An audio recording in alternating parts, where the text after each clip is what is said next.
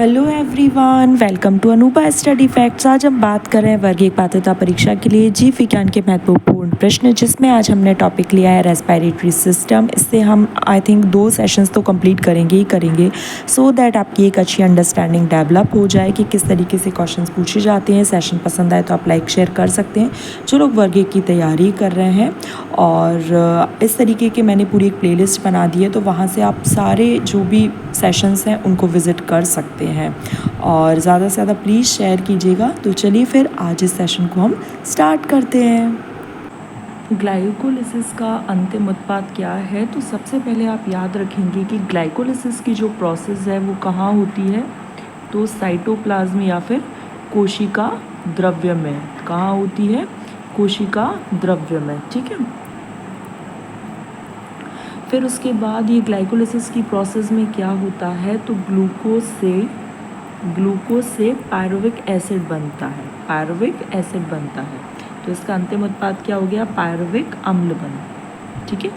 और ग्लाइकोलिसिस का और दूसरा नाम क्या है, तो देखो हम वो भी बात कर लेते हैं कि ग्लाइकोलिसिस का अन्य नाम क्या है। तो इसे EMP पाथवे कहती है। बहुत ज़्यादा इम्पॉर्टेंट है क्योंकि इसकी खोज एम्बेडन, मेयरहॉफ और पार्सन ने की थी। इस वजह से इसे EMP पाथवे भी कहते हैं। इतने सारे पॉइंट्स आप लोगों को याद रखना है। एसिटाइल कोएंजाइम क्या है? ये कनेक्टिंग लिंक है, ये याद रखिएगा। ठीक है। सिट्रिक एसिड जो है वो खट्टे फलों में पाया जाता है। चलिए नेक्स्ट है, वायवीय श्वसन में इलेक्ट्रॉन का अंतिम ग्राही कौन होता है? तो मॉलिक्यूलर ऑक्सीजन। मॉलिक्यूलर ऑक्सीजन क्या है? इलेक्ट्रॉन वायवीय श्वसन में इलेक्ट्रॉन का अंतिम ग्राही होता है। नेक्स्ट है, एक कोशिका में वसी अम्ल के ऑक्सीकरण की मुख्य भूमि क्या है? मुख्य विधि क्या है? तो वसी अम्ल के ऑक्सीकरण की जो मुख्य विधि है वो है बीटा ऑक्सीडेशन। क्या है? Beta oxidation. ये देखो मैं बायलिंगुअल ही लेकर चल रही हूँ, तो आप इंग्लिश मीडियम स्टूडेंट भी अगर हैं तो भी सेशन को देख सकते हैं। और जो हिंदी मीडियम है वो जो शाम में 6 बजे सेशन आता है आपका फ्राइडे और सैटरडे, वो वाला भी आप देख सकते हैं, क्योंकि लैंग्वेज मैं बायलिंगुअल ही लेकर चल रही हूँ। फिर है, क्रेब्स चक्र में एक एसिटाइल को एंजाइम से कुल कितने ATP बन सकते हैं? तो 12 ATP। ये याद रखिएगा, कितने ATP बन सकते हैं? 12 ATP बन सकते हैं। किससे? एसिटाइल कोएंजाइम से। एसिटाइल कोएंजाइम क्या है? कनेक्टिंग लिंक है। क्या है? कनेक्टिंग लिंक है। ठीक है। नेक्स्ट है, उपापचयी जल किस क्रिया का उत्पाद है? तो ये है ऊतकीय श्वसन का, टिश्यू रेस्पिरेशन का। किसका? टिश्यू रेस्पिरेशन का। ठीक है। चलिए नेक्स्ट है, निम्नलिखित में से कौन सा माइटोकॉन्ड्रिया के अंदर होता है? तो try carboxylic acid. Try carboxylic acid चक्र, TCA। इसे ही को क्या और नाम देते हैं? Krebs cycle. ये कहाँ होता है? माइटोकॉन्ड्रिया के मैट्रिक्स में। याद रखिएगा, ग्लाइकोलिसिस कहाँ होगा? साइटोप्लाज्म में, कोशिका द्रव्य में। इसका और नाम क्या है? EMP pathway. ऐसे ही क्रेब्स चक्र का दूसरा नाम क्या है? TCA cycle, try carboxylic acid चक्र। ठीक है। नेक्स्ट है, ग्लाइकोलिसिस एवं क्रेब्स चक्र को जोड़ने वाली, मैं आपको जब से बता रही थी, acetyl coenzyme A connecting link है। कनेक्टिंग लिंक है, ये दोनों को जोड़ती है। ग्लाइकोलिसिस और क्रेब्स चक्र को जोड़ने का काम कौन करती है? Acetyl coenzyme A। कोशिका में क्रेब्स चक्र कहाँ होता है? तो अभी हमने पढ़ा माइटोकॉन्ड्रिया। क्रेब्स साइकिल पूछ ले या फिर इसी का नाम है TCA साइकिल पूछ ले तो क्या है? माइटोकॉन्ड्रिया। क्लोरोप्लास्ट से आपको मैंने cell the unit of life जब पढ़ाया था, क्या याद बताया था कि क्लोरोप्लास्ट जो है वो ओनली प्लांट सेल में पाया जाता है, किचन ऑफ द सेल कहलाता है। एंडोप्लाज्मिक रेटिकुलम से क्या, ये अपना इसका क्या है? ये अपना खुद DNA, इसके अंदर DNA होता है, तो इस वजह से इसे सेमी ऑटोनॉमस ऑर्गेनल कहते हैं। सेमी ऑटोनॉमस ऑर्गेनल कहते हैं क्लोरोप्लास्ट को। एंडोप्लाज्मिक रेटिकुलम से सिंगल यूनिट मेम्ब्रेन है। ठीक है। और एंडोप्लाज्मिक से और चीज़ें बता देते हैं जो अभी तक पूछी जाती हैं, बहुत ज़्यादा इंपॉर्टेंट है। एंडोप्लाज्मिक रेटिकुलम कितने टाइप के हैं? 2 टाइप के, RER और SER। RER क्या करेगा? Protein synthesis. SER क्या करेगा? Fat synthesis. ये राइबोसोम प्रेजेंट होने की वजह से प्रोटीन सिंथेसिस करते हैं, यहाँ पर राइबोसोम एब्सेंट होते हैं। ये सारे पॉइंट्स आप लोगों को बहुत अच्छे से याद होना चाहिए। सिंगल यूनिट मेम्ब्रेन है। एंडो मेम्ब्रेन जो सिस्टम होता है ना, वो गर्ल से याद रखवाया था मैंने, वो गर्ल मतलब vacuole, Golgi body, endoplasmic reticulum और लाइसोसोम, ये एंडो मेम्ब्रेन सिस्टम का पार्ट होता है। ठीक है। नेक्स्ट है क्रेब्स चक्र में 6 कार्बन यौगिक का निर्माण एसिटाइल कोएंजाइम ए के निम्न में से किसके संबंध से होता है?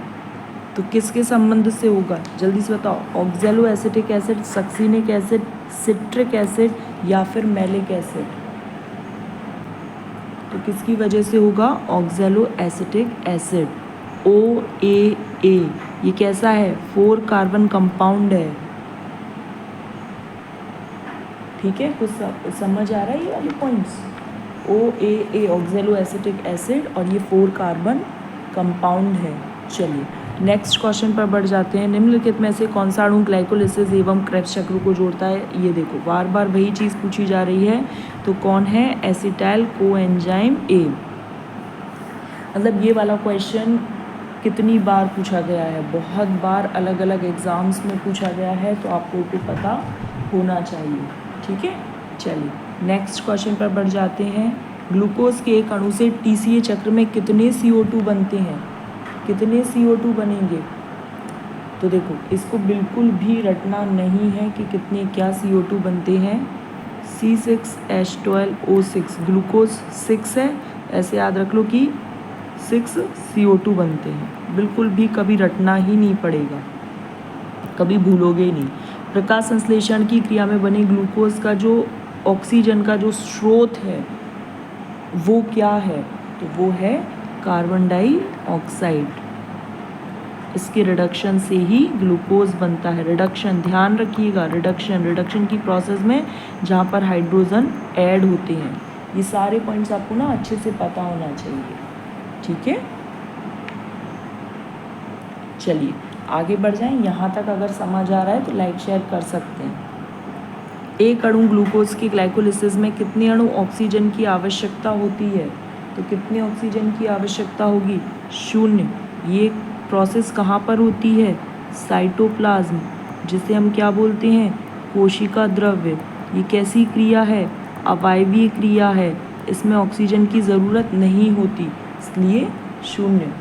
थोड़ा सा आप एक बार अच्छे से पढ़ेंगे ना तो आपको बहुत कुछ समझ आ जाएगा। ये देखो, एम्डन, मेयरहॉफ, EMP पाथवे एंड पार्सन नाम नहीं दिया है इन्होंने। इसमें क्या होता है? ग्लूकोज का पायरुविक एसिड में कन्वर्जन होता है, step wise degradation of glucose into pyruvic acid. ये सारे पॉइंट्स अच्छे से पता होना चाहिए। कौन सा वायवीय और अवायवीय श्वसन के समान होता है? ग्लाइकोलिसिस। इसको क्या बोलते हैं? EMP, Embden, Meyerhof, Parnas pathway. बहुत बार बता रही हूँ, बिल्कुल गलत नहीं होना चाहिए। ग्लाइकोलिसिस का दूसरा नाम EMP चक्र। देखो ऐसे ऐसे क्वेश्चन आ जाते हैं। TCA चक्र किसको बोला है हमने? क्रेब्स साइकिल को बोला है। किसको बोला है? क्रेब्स साइकिल को बोला है। कहाँ पर होता है? माइटोकॉन्ड्रिया के मैट्रिक्स में होता है। ये सारे पॉइंट्स अच्छे से आपको लर्न होने चाहिए। क्रेब्स साइकिल में उत्पादित होने वाले NADH2 की संख्या कितनी होती है? 6 होती है। ATP के अणु देने वाली ऊर्जा कितनी होती है? 7.3 किलो कैलोरी ऊर्जा की आवश्यकता होती है। प्रत्येक श्वास के साथ विनिमय होने वाली कोशिका वायु में प्रतिशत कितनी होगी? 5%। The percent of alveoli air exchange with each breath. हर एक श्वास के साथ कितनी विनिमय होने वाली वायु कोशिका वायु का प्रतिशत है? तो 5। फिर है पेटेनकॉर्फ जो एपरेटस होता है वो किसकी दर को निर्धारित करता है? रेस्पिरेशन। तो रेस्पिरेशन को नापने वाले यंत्र को आप क्या बोलोगे? पेटेनकॉर्फ एपरेटस। ये सारे पॉइंट्स आपको बहुत अच्छे से लर्न होने चाहिए। स्तनी में फेफड़ों का जो वेंटिलेटर मूवमेंट है वो कौन निर्धारित करता है? तो कॉस्टल मसल्स, ठीक है। C2 चक्र क्या होता है? ग्लाइकोलेट चक्र। ग्लाइकोलेट चक्र का दूसरा नाम है क्रेब्स चक्र का दूसरा नाम है TCA। और EMP किसका नाम है? देखो अब आपको इतनी बार रटा दिया है ये ग्लाइकोलिसिस का दूसरा नाम है, ठीक है। तो गाइज़ यहाँ पर हमारा सेशन कंप्लीट हुआ। आई होप आपको सेशन पसंद आया हो। पसंद आया तो do like share subscribe. Next session में मिलेंगे।